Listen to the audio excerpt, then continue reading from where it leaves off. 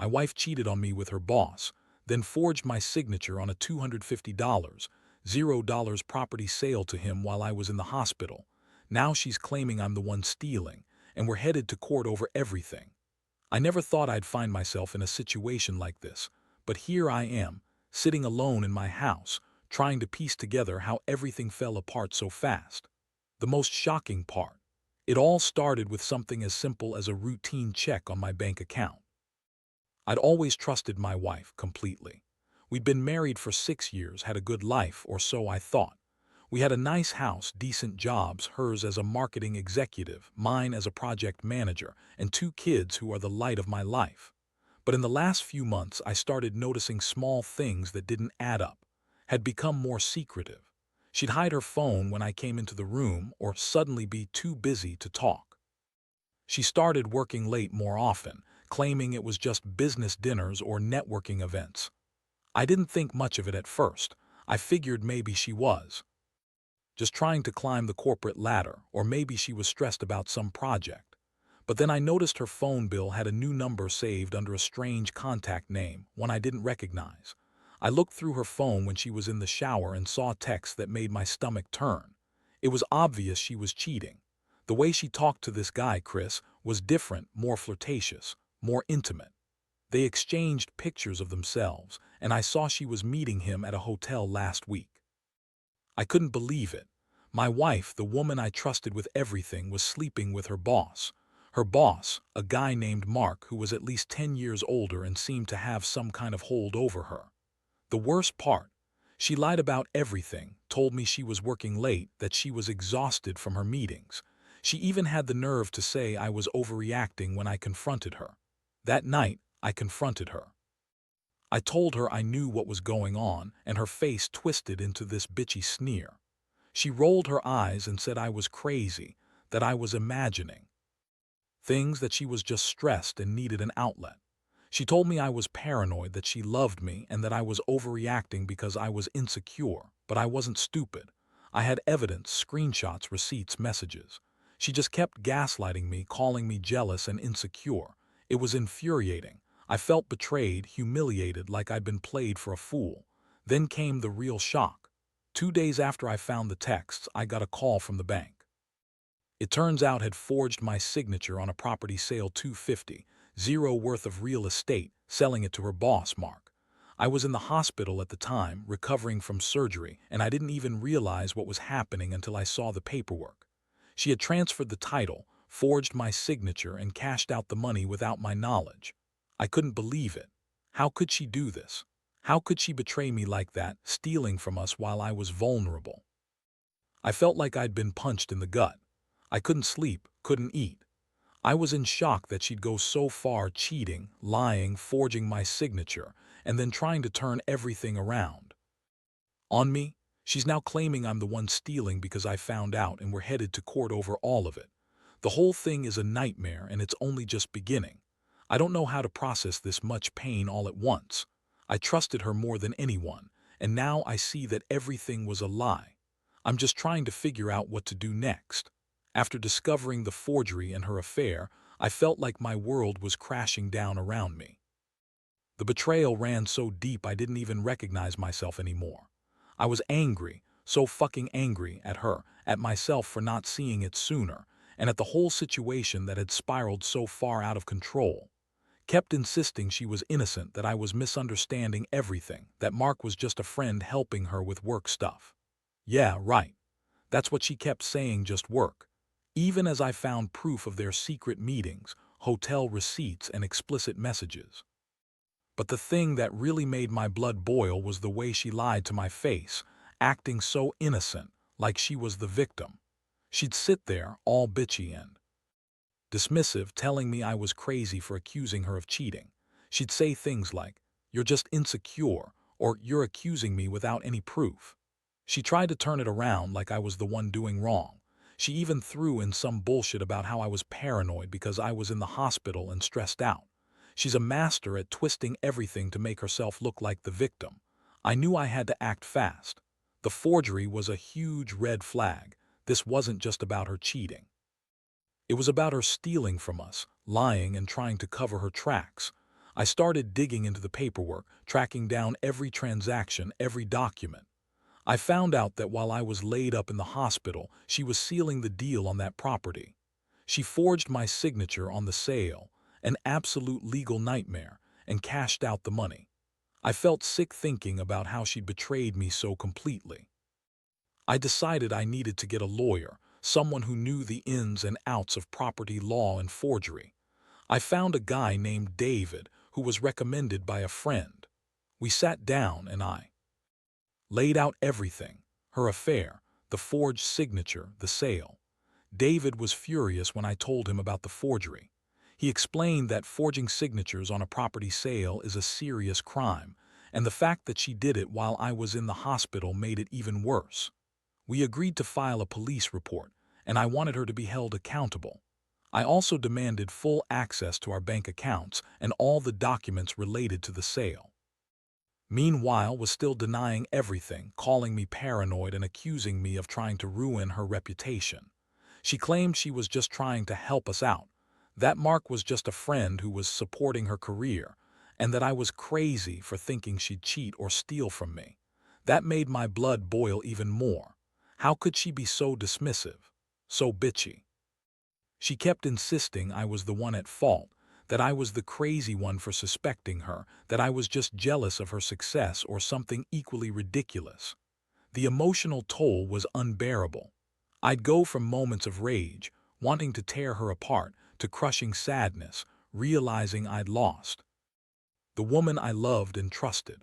I kept wondering how I missed all the signs, how I didn't see her slipping away, how I didn't notice the subtle changes in her attitude. It's like I was blind and now I'm left with this mess, trying to pick up the pieces. I hated her for what she did, but I also hated myself for not seeing it sooner. Every time I think about the money she stole, the lies she told, I get this sick feeling in my stomach. It's like I was living in a nightmare and I couldn't wake up. I knew one thing for sure: I wasn't going to let her get away with it. I was determined to fight back, to expose her for the manipulative, deceitful person she had become. I didn't care what she said anymore. The trust was gone and I had to make her pay for what she did. I was ready to go to court, to battle this legally and to reclaim what was ours. But deep down, I knew that no matter what the outcome, nothing would be the same again.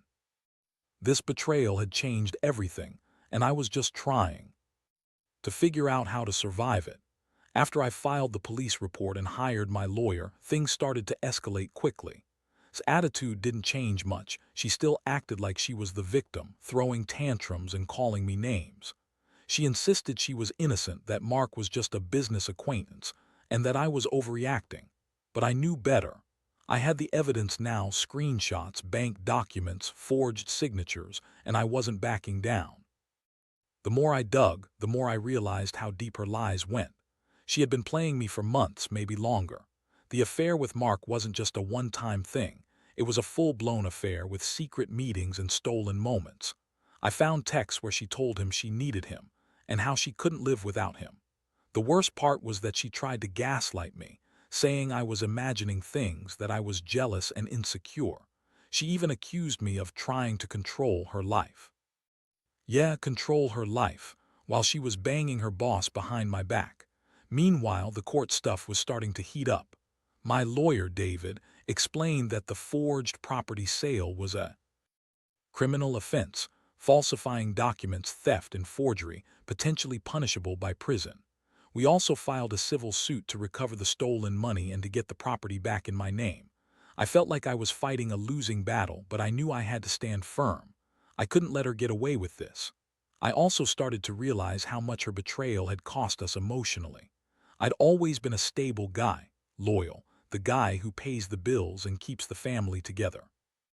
But now I was questioning everything. My trust was shattered. Every day was a struggle, trying to hold it together for my kids, dealing with the anger, the heartbreak, the sense that everything I believed in was a lie. I hated her for what she'd done, but I also hated myself for not seeing it sooner. How did I miss all the signs? How did I let her manipulate me like that? The worst part was the money. That $250, $0 she stole through the fake sale. It was a huge chunk of our savings, enough to change everything.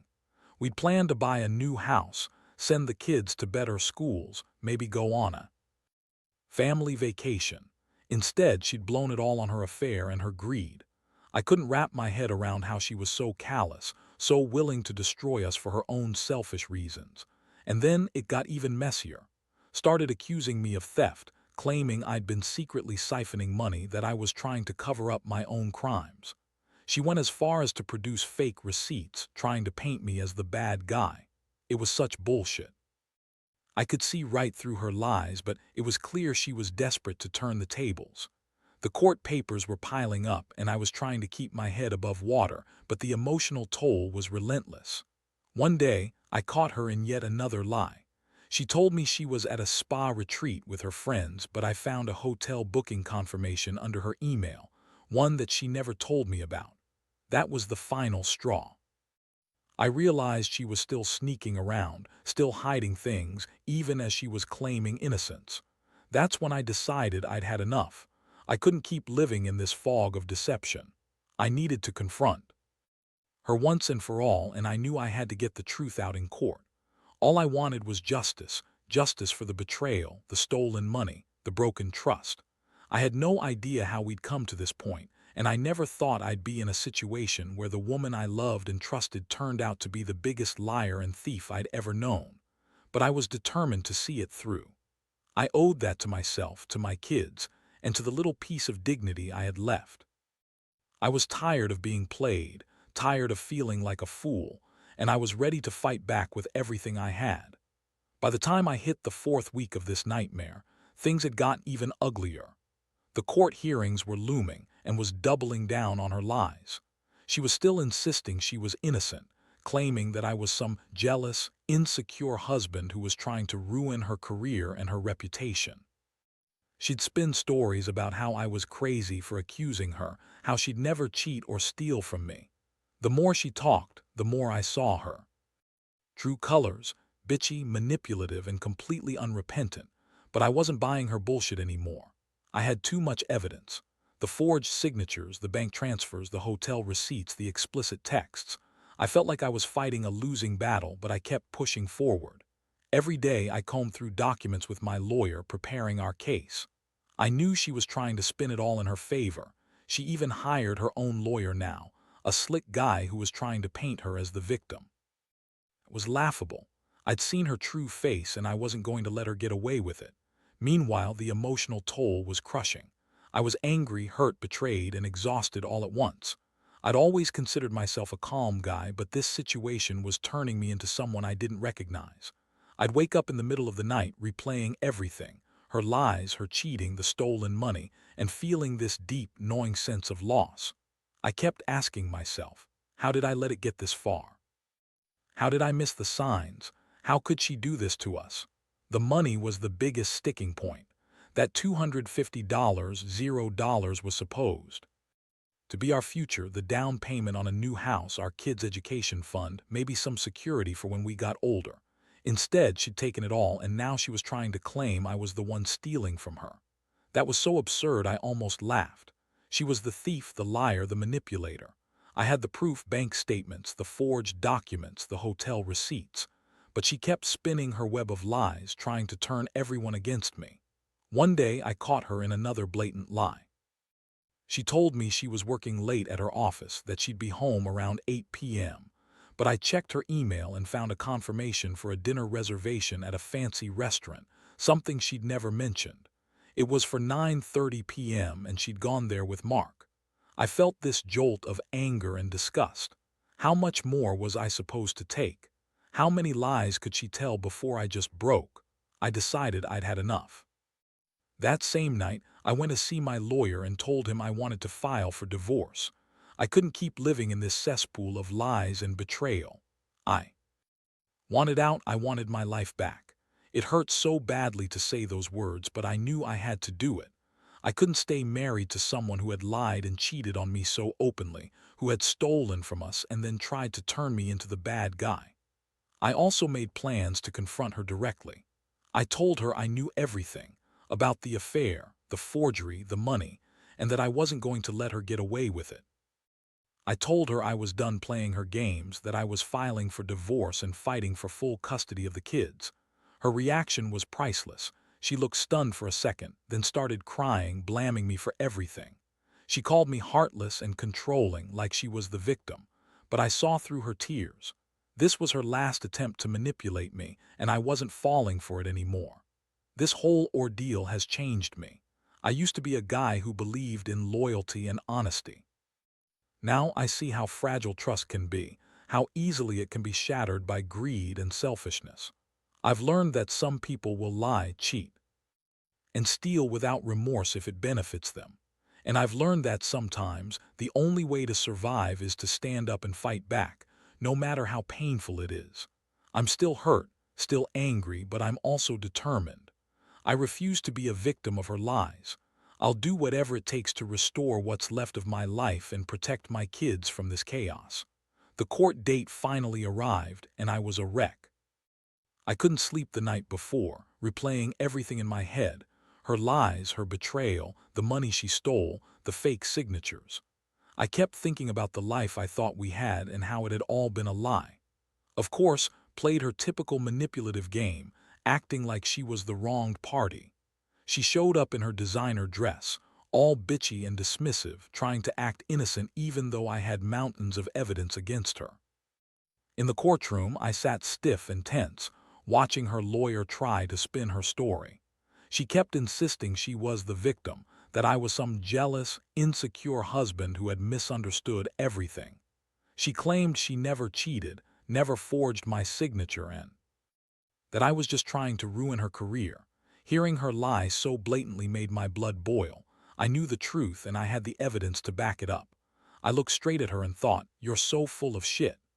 My lawyer presented the evidence, the bank documents, the forged signatures, the hotel receipts, the texts. It was overwhelming. The judge looked at all of it, then turned to side. Her face was pale, and I could see her trying to maintain her composure. But I also saw the cracks, her eyes darting around, her hands trembling slightly. She knew she was cornered. The judge ruled in my favor on the property sale, declaring it null and void due to the forgery. That $250, $0, was supposed to be a loss for us, but now it was being returned to me.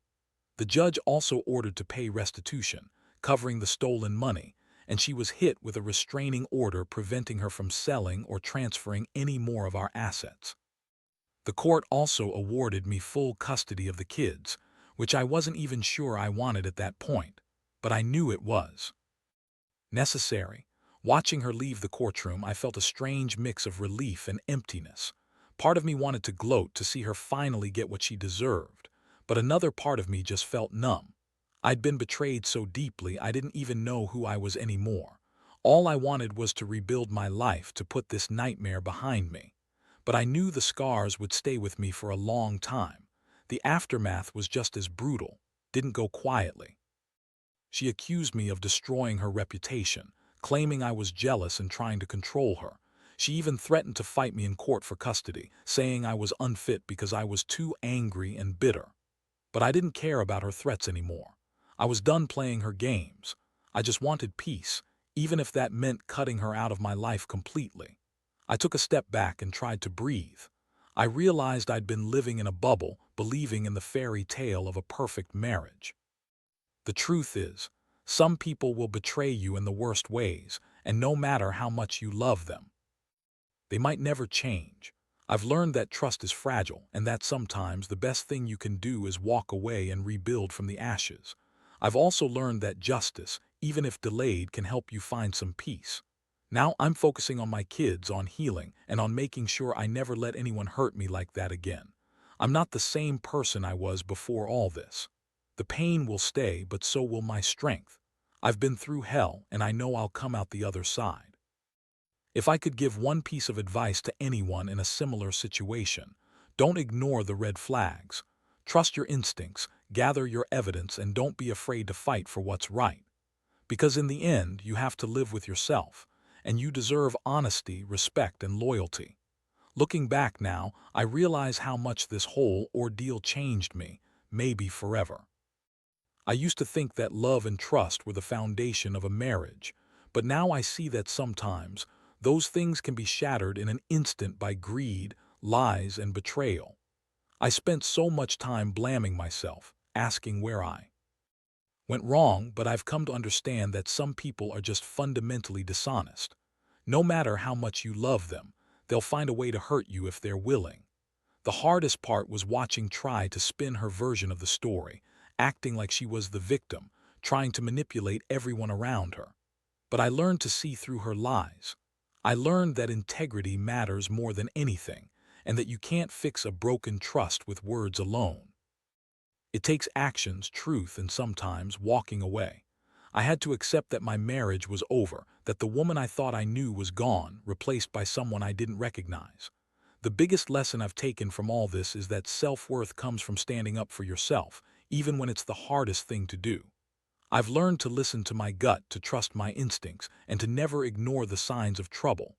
I also learned that money, while important, is secondary to respect and honesty. Greed and lies cost us everything, and I refuse to let that happen again. Now I focus on healing and rebuilding. My kids are my priority, and I want them to see strength in their father, even after all this chaos. I've started therapy to deal with the emotional scars, and I've become more cautious, more aware of red flags. I know I'll never fully forget what happened, but I also know I'll come out stronger for it. To anyone reading this who might be in a similar situation, I'll say this: don't ignore the warning signs. Don't let anyone steal your happiness or your peace. Fight for your truth, protect your heart, and don't be afraid to walk away if that's what it takes. Because in the end, your integrity and your peace are worth more than any material thing, and you deserve to be with someone who values honesty and loyalty above all else. Trust me, I've learned the hard way. Sometimes the best revenge is simply living your life with your head held high, knowing you did what's right.